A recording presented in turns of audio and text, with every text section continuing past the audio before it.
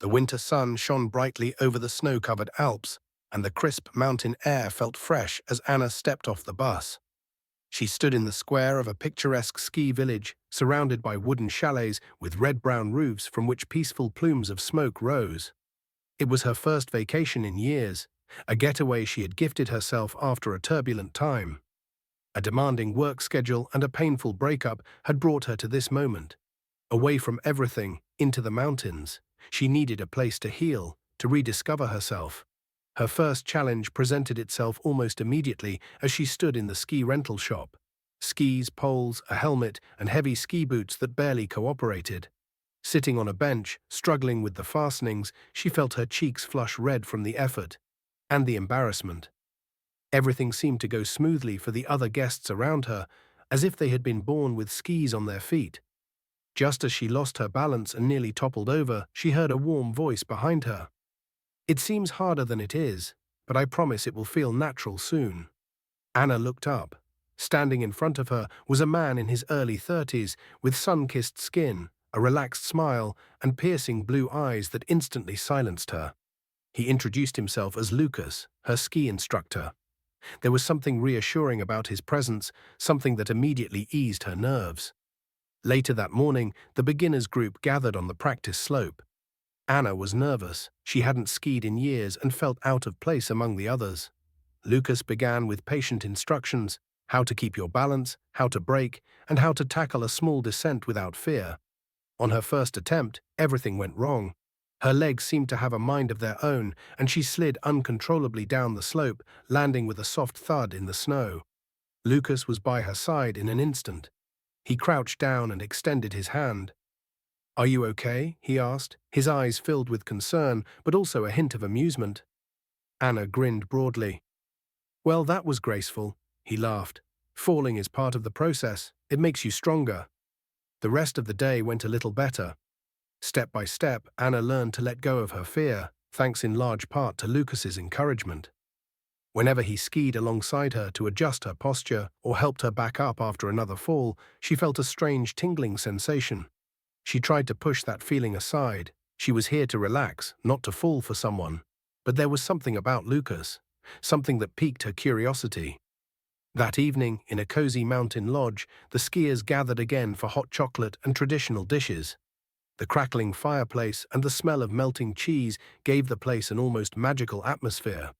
Anna was seated at a wooden table when Lucas sat down beside her. He began to talk about his life in the mountains, how he had grown up there, fallen in love with the snow, and now spent his days helping others discover that same love. She listened intently, his voice calm and warm. Before she knew it, she was sharing her own story, about her work as a graphic designer, her recent breakup, and how this vacation was her attempt to get her life back on track. Lucas looked at her, his gaze sincere and empathetic. "You made the right choice," he said. "These mountains heal more than you'd think." Over the next few days, Anna spent more and more time with Lucas. His patience and humor made her lessons not just educational, but also fun. She had never imagined she could enjoy sports, but with him anything seemed possible. One afternoon, on a steeper slope, he encouraged her. "You can do this. Trust yourself." His words gave her the courage to let go of her fear. She glided down the slope, her heart pounding in her chest. When she reached the bottom safely, Lucas cheered and gave her a high five that lasted just a little too long. Her cheeks grew warm, and it wasn't just from the exertion. As the week went on, Anna realized she wasn't just getting better at skiing, she was also growing more comfortable in Lucas's presence. His smile, his jokes, even the way he supported her after a fall, everything about him felt familiar. But she held herself back. She was only here for a week. What was the point of feeling something for someone she would soon have to leave? One evening, under a sky full of sparkling stars, Lucas invited her for a walk. The snow crunched softly beneath their feet as they walked along a snowy path. The view was breathtaking. "It's magical here," Anna whispered, more to herself than to him. Lucas looked at her, and for a moment it felt as if the world had stopped. "Magic often brings people together in unexpected ways," he said softly. His words touched something deep inside her, something she could no longer ignore. That night, Anna lay awake in her bed. Her thoughts filled with Lucas. She hadn't planned for this feeling of connection, of longing, but maybe she didn't need to plan it. Sometimes life just happened. On the final evening of her vacation, they stood together on a mountaintop as the sun set behind the mountains. The sky turned shades of orange and purple, and the snow sparkled like thousands of tiny diamonds. Lucas turned to her. "Anna," he began, his voice soft but determined. "I don't want this to end.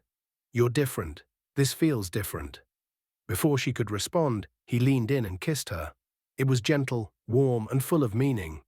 Anna felt her heart melt, just like the snow would in the spring. The next day, as she sat on the bus heading home, she gazed out the window at the mountains growing smaller in the distance.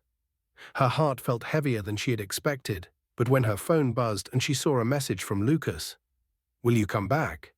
she knew this wasn't the end. It was the beginning of something new. Curious to find out what happens next with Anna and Lucas? Or do you love stories filled with romance and unexpected connections? Subscribe to Glowing Stories for more heartwarming adventures. Let us know in the comments what kind of story you'd love to see next.